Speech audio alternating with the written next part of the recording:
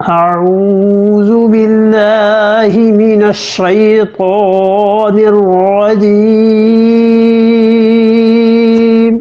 بسم الله الرحمن الرحيم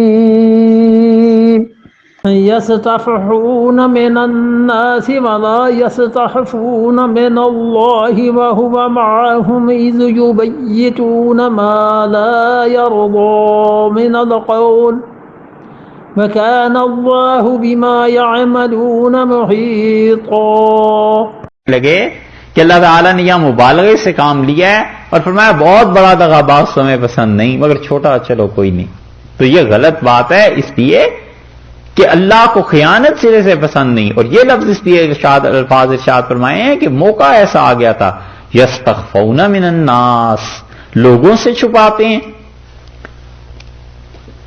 اپنے آپ کو بچاتے ہیں لوگوں کی نظروں میں آنے سے، اور یہودیوں پر جا جا کر الزام لگا رہے ہیں.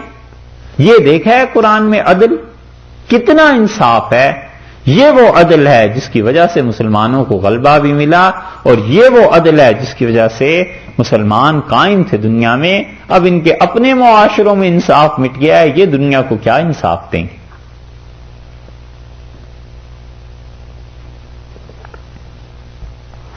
ایسا زبردست عدل تھا، ایسا انصاف تھا کہ اگر ہم بات کرنا شروع کریں تو صبح ہو جائے.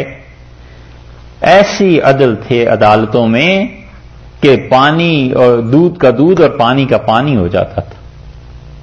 ذرہ برابر ظلم نہیں رہا تھا مسلمانوں کے طبقات میں. اتنا عدل تھا کہ مصر سے ایک بیوہ نے خط لکھا عمر بن عبدالعزیز رحمۃ اللہ علیہ کو اور کہا میرے گھر کی دیواریں چھوٹی ہیں اور میرا گزارا صرف اس پہ ہوتا ہے کہ میں نے مرغیاں پال رکھی ہیں اور انڈے وہ دیتی ہیں تو بیچ کے اپنا گزارا چلاتی ہوں، بیوہ ہوں، اور محلے کے لڑکے آ کے انڈے اٹھا کر لے جاتے ہیں، ان کو آپ کچھ کریں. تو عمر بن عبدالعزیز رحمۃ اللہ علیہ نے مصر کے حکمران کو، گورنر کو خط لکھا اور کہا کہ اس خاتون کا یہ خط میں ساتھ بھیج رہا ہوں اور اس کے گھر کی دیواریں بلند کراؤ اور ان لڑکوں کو سزا دینا اور اس کی ساری نگرانی کر کے کام کو پورا کر کے مجھے لکھنا کہ وہ کام ہوا ہے یا نہیں. کیا ڈر تھا کسی کو؟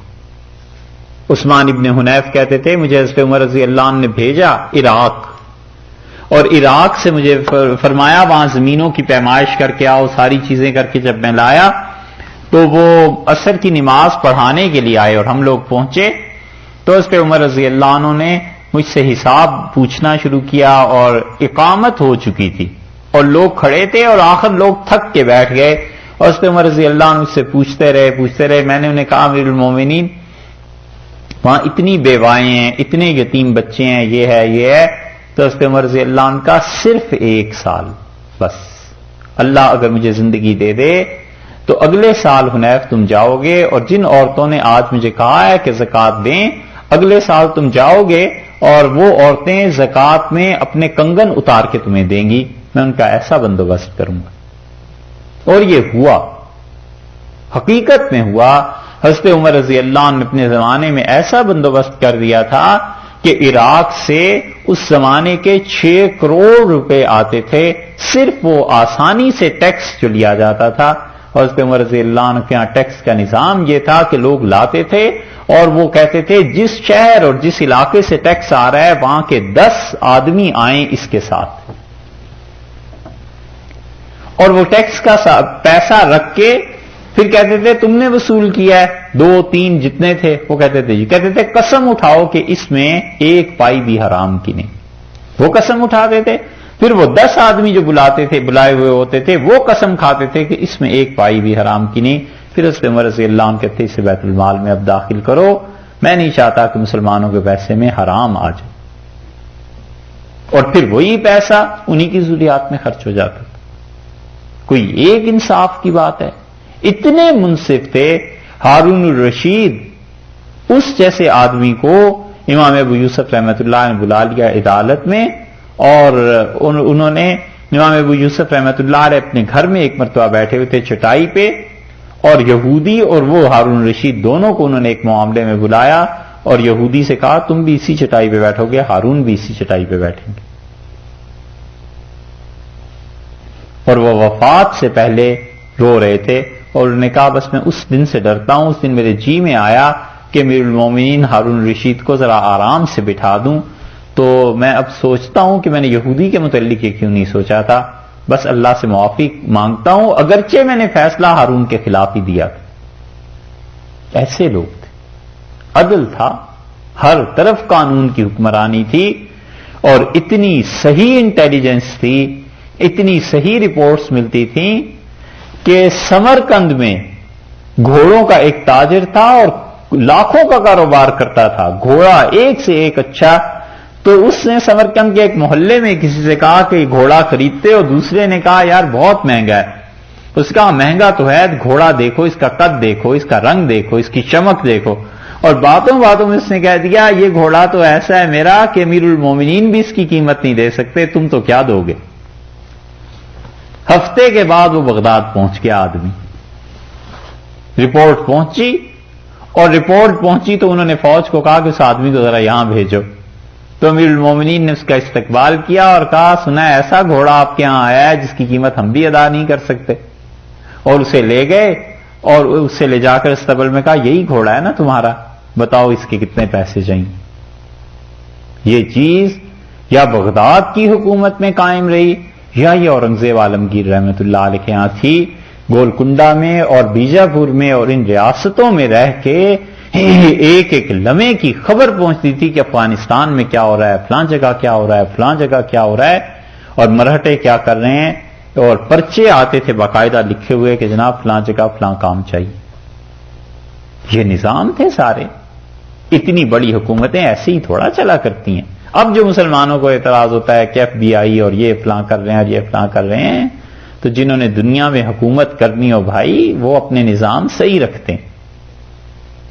یہ ایک الگ بحث ہے ظلم ہوتا ہے یا نہیں ہوتا، لیکن جب مسلمانوں نے حکومت کی تھی مسلمان بھی ایسے ہی تھے، چوکنے تھے. وہ بھی کوئی بادشاہ ہے جسے پتہ نہ چلے.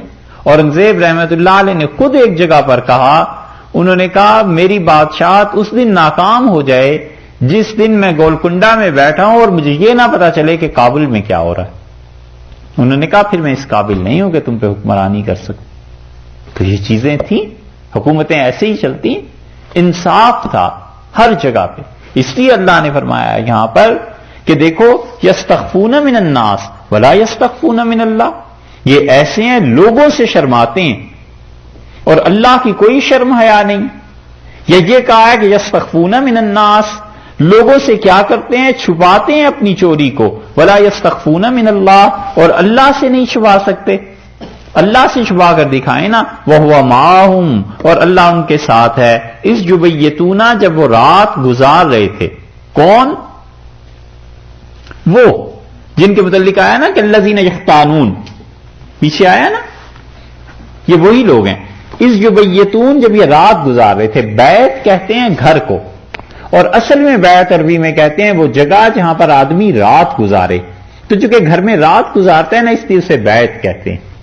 اس یبیتون، جب یہ رات گزار رہے تھے، رات کو کیا کر رہے تھے؟ مشورے کر رہے تھے. ما لا یرضی من القول، جس بات سے اللہ راضی نہیں ہے رات کو وہ مشورہ کر رہے تھے. اللہ تعالیٰ کس بات سے راضی نہیں؟ اس سے کہ یہودی کے ساتھ جا کر ایسی بات کریں، یہودی کے سر پہ لگا دیں اور اپنی جان بچا لیں. اللہ اس بات پر راضی نہیں، کیونکہ اللہ انصاف کو پسند کرتا ہے. ما لا یرضی من القول، جس سے خدا راضی نہیں ہے. یہ رات کو وہ باتیں کر رہے تھے. وکان اللہ، اور اللہ ہے بما یعملون محیطا، جو کچھ بھی تم کام کرتے ہو اللہ تعالیٰ کے قابو میں ہے، اللہ کے بس میں ہے. جو تم سوچتے ہو وہ بھی خدا کے علم میں ہے، اور جو قانون کا نفاذ ہے وہ بھی خدا کے علم میں. تم ان کو تو دھوکہ دے لو گے جن آدمیوں سے تم چھپا رہے ہو، اللہ کو تو دھوکہ نہیں دے سکو گے. اللہ تو تمہیں گھیرے ہوئے، اور تم ان سے تو شرماتے ہو جو تمہارے اپنے جیسے آدمی ہیں. ولا یستخفون من اللہ، اور اللہ کا کوئی خوف نہیں ہے. وہ معہم، جب اللہ جبکہ تمہارے ساتھ ہے. یہ ہے چیز جو انسان کو سمجھ آ جائے کہ اللہ میرے ساتھ ہے، تو اس کا مطلب یہ ہے کہ آدمی پر جب یہ ایمان اور یقین کی گہری کیفیت طاری ہو جاتی ہے تو وہ پھر اندر دل میں بھی دعا مانگتا ہے، تو وہ سوچتا ہے کہ میں اس ذات سے بات کر رہا ہوں جس ذات کے لیے میری زبان اور میری دل کی زبان دونوں ایک، اور جو چیزیں میں ظاہر کرتا ہوں اور جو چیزیں میں تنہائی میں کرتا ہوں اس ذات کے لیے ایک ہی ہیں، تو کیوں میں اپنی تنہائی کو خدا کے ساتھ نافرمانی اور گناہ سے ملوث کروں؟ جیسے لوگ ہیں اور لوگوں کے سامنے مجھے حیا آتی ہے، اس سے کہیں زیادہ مجھے تو حیا اللہ سے کرنی ہے کہ اس ذات پاک کے لیے لوگوں کے سامنے کی شخصیت بھی وہی ہوں اور لوگوں کے غیر موجودگی میں جو تنہائی ہے وہ بھی وہی۔ اس لیے یہ جو قرآن ہے نا، اگر کسی آدمی کی تنہائی کی زندگی کو نہیں بدل سکتا تو پھر اس کا مطلب یہ ہے کہ یا تو اس میں اس کتاب کے جذب کرنے کی اس دل میں صلاحیت نہیں ہے اس انسان کے، اور یا پھر کہیں اور کچھ گڑبڑ ہو گئی ہے۔ قرآن ایسی چیز ہے جو ظاہر اور باطن، لوگوں کے سامنے اور تنہائی سب ایک کر دیتا ہے، شخصیت اجلی ہو جاتی ہے، نکھر جاتی ہے، اسے پتہ ہے اسی اللہ کے سامنے تنہائی میں بھی ہوں، اسی اللہ کے سامنے لوگوں کے سامنے بھی۔